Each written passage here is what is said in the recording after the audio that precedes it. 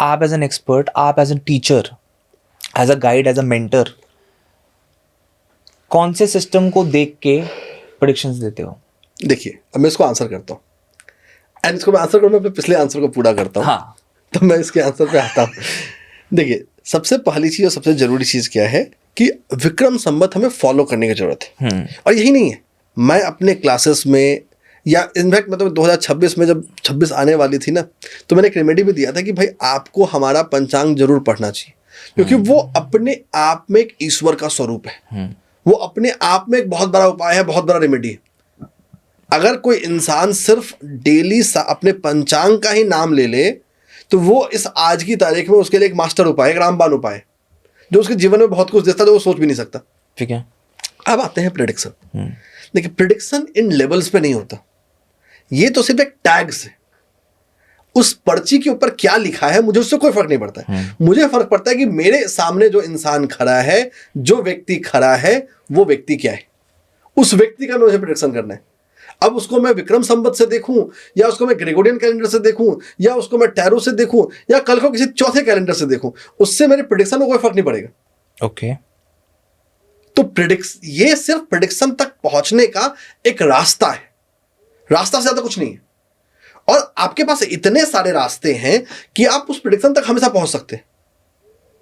So that states that numerology is a pseudoscience? No, definitely not. But आपने जो भी बातें बोली उस हिसाब से तो मेरा मानने का तरीका है, right? That's my belief system, बिल्कुल। That is everybody's belief system. बिल्कुल। फिर इसमें साइंस का रोल कहाँ गया? बिल्कुल, मैं इसको answer science is something that is definite, right? नहीं, मेरी साइंस इज डेफिनेट। साइंस में क्या डेफिनेट है ये बताइए आप। What is definite in science? But हम लोग एक डेफिनेशन तो दे रहे हैं ना, एक डिफाइंड तो है ना, एक वे तो डिफाइंड है नहीं, ना? डिफाइंड है। एक ऐसी चीज बताइए साइंस में जो डिफाइंड है। मैं तो साइंस को ही चैलेंज कर रहा हूं। मैं एग्जांपल देता हूं, साइंस कैसे डिफाइंड नहीं। भाई हमें बताया गया कि भाई एक ऐसा यूनिट होता है कि भाई इसको हम 1 ग्राम कहेंगे। कैसे फैसला करते हैं? भाई फ्रांस की लाइब्रेरी में एक चीज रख दिया गया, भाई इसका जो वजन है इसको आज से सब लोग 1 ग्राम कहेंगे, ये हमारा ऐसा यूनिट बन गया। तो वो डिफाइंड कहां है? वो तो आपने बोला कि भाई मान लो इसको, चलो हमने मान लिया। हम आप जो कह रहे हो साइंस भी सूडो साइंस है, तो फिर न्यूमरोलॉजी भी तो सूडो साइंस ही होना। नहीं है ना?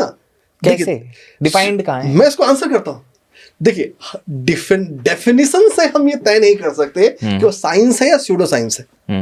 मैं तो कभी बोल ही नहीं कि न्यूमरोलॉजी साइंस है। न्यूमरोलॉजी या एस्ट्रोलॉजी को जो साइंस बोले वो सबसे बड़ा गलत है, या कभी साइंस है ही नहीं। न्यूमरोलॉजी क्या है? न्यूमरोलॉजी एक पैरा साइंस है। Para science? हाँ। बट आपने फिर साइंस बोल दिया। नहीं, साइंस और पैरा साइंस में बहुत अंतर है। अच्छा।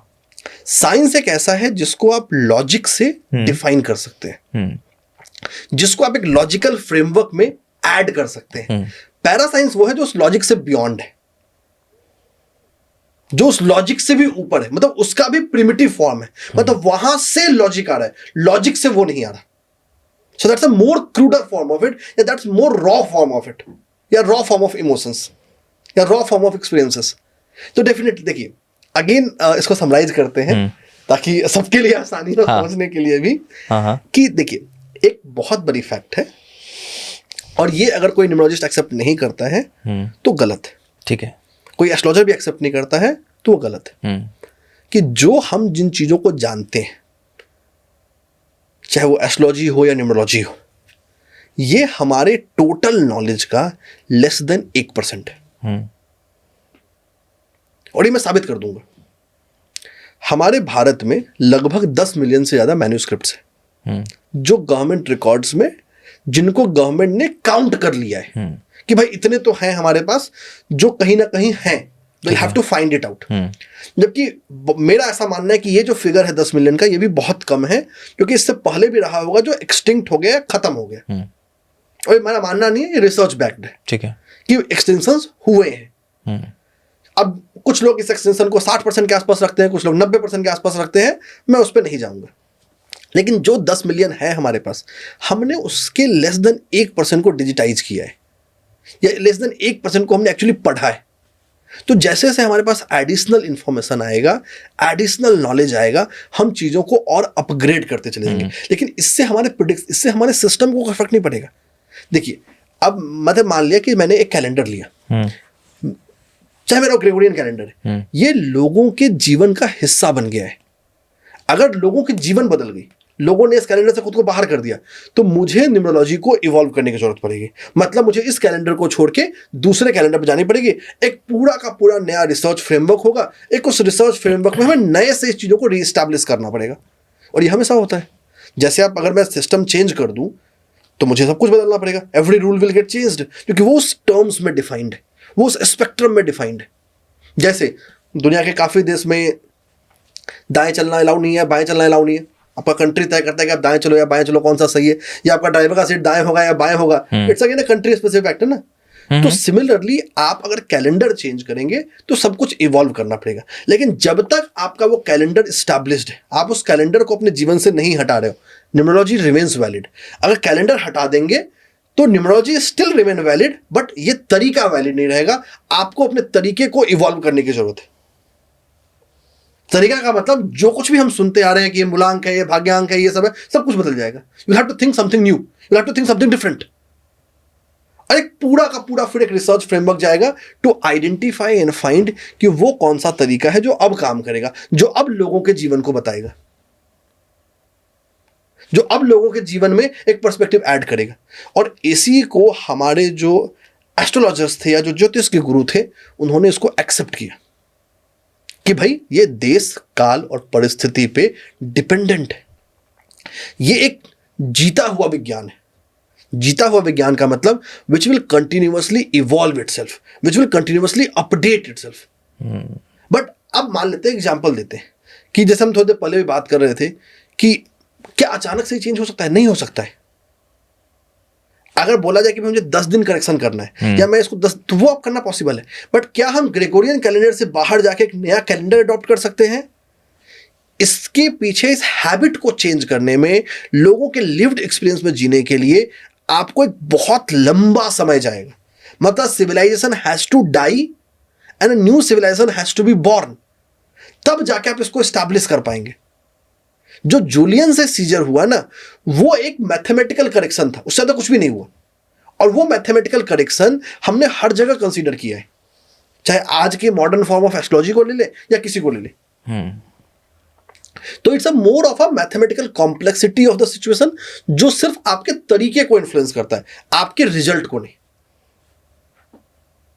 Result you remain that independent of it. उस रिजल्ट तक पहुंचने का रास्ता कोई भी क्या फर्क पड़ता है। सो बेसिकली न्यूमरोलॉजी हम इंडिपेंडेंटली ना यूज करके उसको एस्ट्रोलॉजी के साथ ही यूज करें तो ही सही रास्ता, सही प्रेडिक्शन निकल पाएगी। गलत, ऐसा बिल्कुल नहीं है, ऐसा बिल्कुल भी नहीं है। न्यूमरोलॉजी, अगर हम एक सिस्टम में बिलीव कर रहे हैं, फिर वहीं पे बात आके खड़ी हो जाती है कि हमने सिस्टम को समझा and it is being followed for a very long time, right? ठीक है। और बाद में सिस्टम चेंज हो गया, हमने उसको अडेप्ट कर लिया, ठीक है, राइट?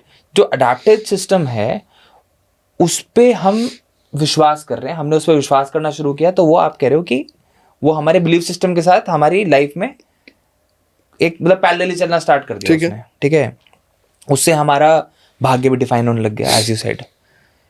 तो कहीं ना कहीं फिर हमें बिना एस्ट्रोलॉजी को फॉलो किए न्यूमरोलॉजी को फॉलो करना भी तो गलत हो गया ना। हाँ, देखिए अब ये एक क्या है ना, इसको मैं बोलता हूँ वैल्यू फ्रेमिंग। ये बहुत जरूरी है समझना, थोड़ी कड़वी है बट जानना जरूरी है।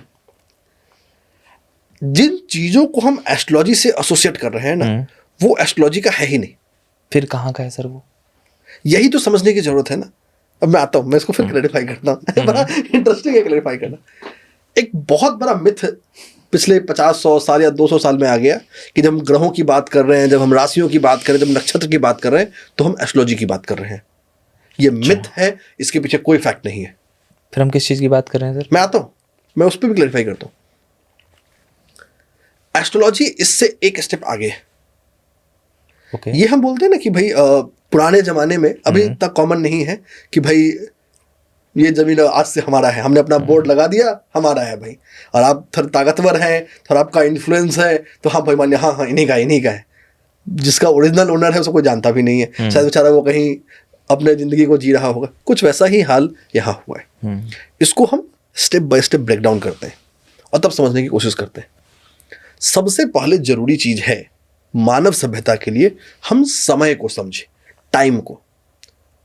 जिसको हमारे शास्त्रों में काल कहा गया। अगर हम श्रीमद् भगवद गीता में जाते हैं तो भगवान श्री कृष्ण ने भी कहा कि मैं ही काल हूं। मतलब काल इज इक्वल टू समय इज इक्वल टू भगवान।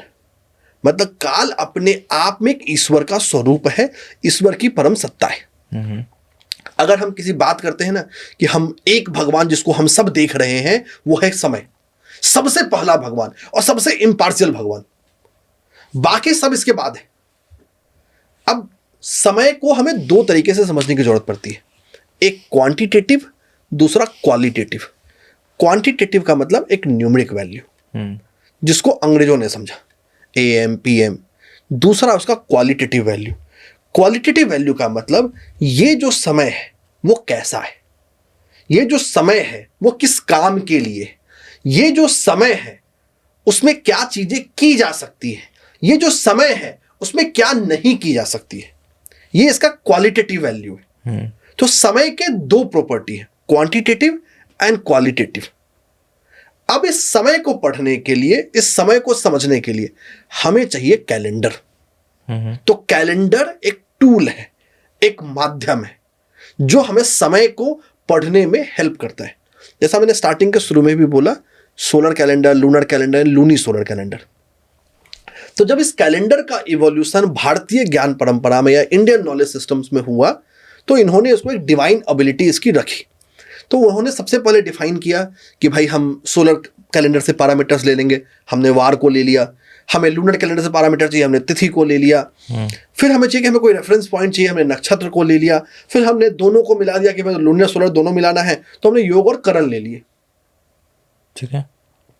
बाकी की जो ग्रह स्थितियां हैं, जो राशियां हैं, जो नक्षत्र हैं, ये उस कैलेंडर को मेजर करने का एक तरीका है। ये समय का विज्ञान है। जैसे मैं एक एग्जांपल से समझाता हूं, बहुत आसानी से समझ में आ जाएगा। सपोज करिए कि आपको एक लव लेटर लिखना है किसी को भी, जिसको आप लिखना चाहते हैं। आप किस में लिखेंगे? हिंदी में, इंग्लिश में, जो भी आपको लैंग्वेज आती है। आपको वही लेटर किसी अपने टीचर को लिखना है, अगेन वही वर्ड्स, वही मतलब वही अक्षर आप यूज करेंगे। बिल्कुल करेंगे। आपको कोई किताब लिखनी है, वही अक्षर यूज करेंगे। मतलब आपके अक्षर तो वही हैं, लेकिन आपका जो एप्लीकेशन है वो चेंज कर गया कि आपने उसको कैसे यूज किया। अगर मैं सिंपल में मान लूं कि अगर जो मैं अपने प्रेमी या प्रेमिका को जो मैं एड्रेस कर रहा हूं, वही एड्रेस मैं अपने टीचर को नहीं करूंगा, वही एड्रेस मैं अपने पेरेंट्स को नहीं करूंगा, मेरा सिंपल सैल्यूटेशन बदल गया। जबकि मेरे लिखने के लिए जो मैंने लेटर्स यूज किए वो सेम है। राइट। वैसे ही जो पंचांग है, जो ग्रह है, मतलब पंचांग में वैसे ग्रह नहीं आते हैं। पंचांग मूलतः 5 चीजें ही हैं, तिथि, वार, नक्षत्र, योग और करण। जो तिथि है वो लूनर कैलेंडर से आता है, जो वार है वो सोलर कैलेंडर से आता है, जो नक्षत्र है वो चंद्रमा की स्थिति से आता है कि चंद्रमा कौन से नक्षत्र में। राशि बाद में आई है, नक्षत्र पहले आया है। और जो योग और करण है ये सोलर और लूनर के इंट्रैक्शन पॉइंट से आते हैं कि उन दोनों को एक कॉमन रेफरेंस पॉइंट दिया जाए। लेकिन वहां यह भी बताएगा जब पंचांग इवॉल्व हुआ कि इस समय जो आकाश की ग्रह गतियां हैं, कि इस समय कौन सा ग्रह कौन से आकाश के कौन से पॉइंट पे है, कौन से नक्षत्र में है। राशि फर्दर सब डिवाइड करने के लिए आई कि कौन सी राशि में है। ये समय को समझने का एक तरीका है। So this is a tool जो हमको समय को समझने में, समय को जानने में हमको हेल्प करता है। ये हो गया, ये एक तो इसको मैं समझाने के लिए अक्सर बोलता हूं कि ये प्रकृति की भाषा के अक्षर है। So they are the letters of the language of universe. अगर इस प्रकृति को, इस समय को हमसे बात करना है तो वो इन्हीं अक्षर को, पंचांग प्लस ग्रह प्लस राशि को वो यूज करता है हमसे कम्युनिकेट करने का। एक चीज तो ये हो गई। अब आप चाहेंगे, जब हम इंटेलिजेंस एजेंसी में जाते हैं, उनकी अपनी अपनी भाषाएं होती हैं। जैसे मोर्स कोड है कि आप पल के झपका के आप एक मैसेज कम्युनिकेट कर रहे हैं ताकि आप पढ़ पाए। तो वैसे ही इस चीज को पढ़ने के लिए, अब मैं हमेशा एक चीज मानता हूं ना, आपको वाई पता होना चाहिए कि ये काम हम क्यों कर रहे हैं। भाई समय आ गया, समय को समझ लिया कि समय का एक क्वांटिटेटिव एस्पेक्ट है, क्वालिटेटिव एस्पेक्ट है, इसको मेजर भी कर लिया कि इस तरीके से मेजर करेंगे। लेकिन इससे हम कर क्यों रहे हैं? वाई। इस वाई को समझते हैं। ये वाई का आंसर छुपा है ऋत में। ऋत का मतलब होता है कॉस्मिक ऑर्डर। ये पूरी प्रकृति एक अनसुलझे हुए, अनलिखे हुए कानून को, रूल्स को फॉलो करना है। हम इंसान को इस ऋत के साथ एक अलाइनमेंट बनाना है कि हम और वो ऋत दोनों एक साथ रहे। सिंपल एग्जांपल समझाता हूँ रित को समझने का, कि अगर बाहर ठंड है, ऐसे रित इज नॉट ठंड, रित का एक इंटरप्रेट, ठंड होती है रित की वजह से, रित डिसाइड करता है कि ठंड पड़ेगी। अब अगर ठंड में मैं स्वेटर ना डालूं या जैकेट नहीं डालूं, मुझे ठंड लगेगी, ऑब्वियसली हमको चाहिए। अगर गर्मी है तो हम जैकेट नहीं पहन सकते क्योंकि दैट विल बी अनबियरेबल। मतलब हमें रित के साथ, या रित को आप एक क्लाइमेट के प्रॉक्सी के रूप में समझिए। रित इज द मतलब mother, climate is a by product of it. तो हमें क्लाइमेट के हिसाब से अपने ड्रेस को तय करना पड़ता है। वैसे ही ये पूरा का पूरा विज्ञान बना इंसान के जीवन को रित के साथ अलाइन करने के लिए, कि इंसान का जीवन उस कॉस्मिक ऑर्डर के साथ अलाइंड रहे, ताकि इंसान अपनी सारी जो उसके चारों जो उसके पुरुषार्थ हैं, धर्म, अर्थ, काम और मोक्ष, उसकी वो पूर्ति कर सके। इसे इंटरप्रिटेशन को करने के लिए बहुत सारी मोडालिटीज आई, जिसमें से एक मोडालिटी आप समझ सकते हैं जिसको आज हम ज्योतिष या एस्ट्रोलॉजी कहते हैं। दूसरी मोडालिटी आप न्यूमरोलॉजी समझ लीजिए। तीसरी टैरो है, रमल है, एंड लगभग 200 से ज्यादा ऐसी मोडालिटी हुई है। तो ये सिर्फ एक इंटरप्रिटेटिव साइंस है जो इंटरप्रेट कर रही है समय को। मतलब समय और इंसान के बीच का ब्रिज है एस्ट्रोलॉजी, न्यूमरोलॉजी, पामिस्ट्री, टैरो, जो भी समझे, तो दोनों के कनेक्टिंग ब्रिज है, उससे ज्यादा कुछ भी नहीं है। हुआ ये पिछले 100-150 सालों में कि एस्ट्रोलॉजर्स ने उस टाइम को भी हड़प लिया, टाइम हमारा ही है, हम ही सब कुछ टाइम है। तो वो सिर्फ कहना भाई झंडा गाड़ दिया इसलिए हमारा है, बट है उसका नहीं, वो सिर्फ एक ब्रिज मात्र, ब्रिज से ज्यादा कुछ भी नहीं है। अक्सर जो एक्चुअल ऑब्जेक्टिव था, ऑब्जेक्टिव यही था कि हम रित को समझे, रित को समझने के लिए कैलेंडर बनाया, कैलेंडर को फिर सब कुछ इंक्लूड किया। ये सारे कैलेंडर के हिस्सा है, ये समय का हिस्सा है। इट्स लाइक मैं बोलूं समय मेरा है, समय तुम्हारा नहीं है यार, तुम सिर्फ समय को पढ़ने के एक विज्ञान हो, ज्यादा कुछ भी नहीं हो। Basically it is a system to organize बिल्कुल the movement, the planetary movement, right, अगर मैं गलत नहीं हूं तो। बिल्कुल ऑर्गेनाइज नहीं, बस एक तरीका है टू इंटरप्रेट इट। सेम काम न्यूमरोलॉजी भी करता है। अब आप बोलेंगे सर आज के न्यूमरोलॉजिस्ट तो नहीं करते, तो बेसिकली उन्होंने ये कैलकुलेट किया कि इस दिनांक से इस दिनांक का जो एक रोटेशन होगा, बिल्कुल वो कैलकुलेटेड हो, बिल्कुल, कि इतने ही दिनों बाद बिल्कुल वही सेम बिल्कुल रित, जिसे हम ऋतु बोलते हैं, नहीं, रित और ऋतु में थोड़ा अंतर अच्छा, है। रित उसका पेरेंट, उसका पेरेंट है। हाँ, तो बेसिकली अगर हम इसको दूसरे के तो मौसम, एक कॉस्मिक ऑर्डर समझ सकते हैं। कॉस्मिक ऑर्डर, चलो हाँ, हम इसको और प्रकृति ऊपर का के कोई लेवल नियम पे, है, प्रकृति का नियम है। हाँ, उस नियम को डिफाइन करने के लिए हमने कैलेंडर सिस्टम बना दिया, जो कि आप कह रहे हो कि आने वाले टाइम में फिर से भी चेंज हो सकता है, एक रिवैम्प इसको मिलेगा ना? बिल्कुल मिलेगा।